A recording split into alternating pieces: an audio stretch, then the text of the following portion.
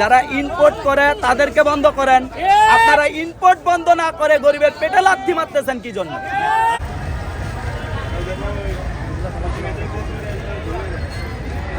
আমি একজন auto driver. এই অটো দিয়ে আমার পুরো ফ্যামিলি চলে, আমার মালিক চলে বা আমি চলি। আজকে আমাদের এই অটো বন্ধ ঘোষণা করছে। বর্তমান যে সরকার দায়িত্বে আছে সে সরকার আমাদের অটো বন্ধ করার সিদ্ধান্ত নিয়েছে বা আমাদের সব অটো বন্ধ। এই অটো বন্ধর কারণে আমরা আজকে মাঠে নামছি। তো যদি বন্ধ হয় এই 20 লাখ পরিবার কোথায় যাবে? কে নেবে এদের ড্রাইভার? এদের এই 20 লাখ লোকের কর্মসংস্থান কে দেবে? আমাদের যদি পেটে ভাত না যায় আমরা কি করব? আমার ঋণ নিয়ে গাড়ি উঠানো যদি বন্ধ করবে দবাই দাঁড়াই সরকার কি করব? ভাত দিয়ে যাইতে হবে, যাইতে হবে ভাত দিয়ে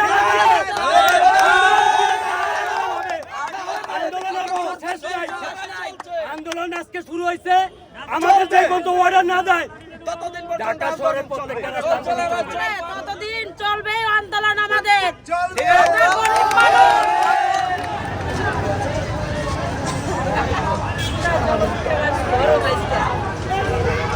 পরীক্ষার ফি না দিতে পারি তাহলে কি করে আমার বাচ্চা পরীক্ষা দিব?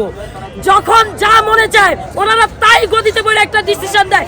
আমাদের জনগণের কথা কি ভাবার কোনো ওনার প্রয়োজন নাই? ওনারা তাহলে কি চায় আমাদের কাছ থেকে? একবারে গরিব উঠে দেখ। ছাত্ররা যেরকম আন্দোলন করে সব নিয়ে গেছে, এবার ছাত্ররা তাহলে এই ছাত্রদের ব্যবস্থা করুক যে ছোট ছোট বাচ্চারা পরীক্ষা দিবে। আমার মতো তো এরকম অনেক মাসকে রাস্তায়, কারণ আর 3-4 দিন পরে বা 4-5 দিন পরে তাদের বাচ্চাদের পরীক্ষা। এই পরীক্ষার বেতন কি করে দিব? পরীক্ষার ফি আমরা কি করে দিব? আমাদের স্বামীরা যদি গাড়ি না চালায়, আমাদের গাড়িগুলো রোডে যদি না চলে,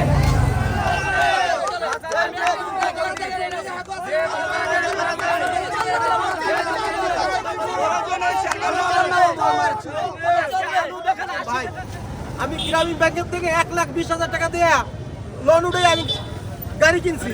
আমার 4-5টা পোলাপান আমি পড়াই। এখন আমি কিভাবে চলবো? অটো বন্ধ হয়ে গেলে আমি কিভাবে চলবো? বাচ্চারা পরীক্ষা দিতে পারবে? কে নিবে ড্রাইভার? আমার বাচ্চাদের পরীক্ষা দিতে পারবে না। কোন সরকার নিবে? কোন বিচারপতি নিবে?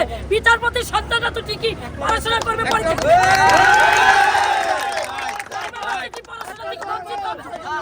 মজুরি আমরা কি করে খাবো? এই অটো হয়েছে থেকে আমরা আবার চললে ফিরে আমরা খাইতে পারি। বউ বেডি মাইয়া পোলা বাল বাচ্চা নিয়ে বাচ্চা আছে। তারপর আমাদের যদি এরকম বন্ধ করে দেন তো আমরা কি খাবো? তাহলে আমাদের পথ করেন অবশ্যই অটো রিক্সা আমাদের জামাইরা চালায়, আমরা খাইয়া পাচ্ছি।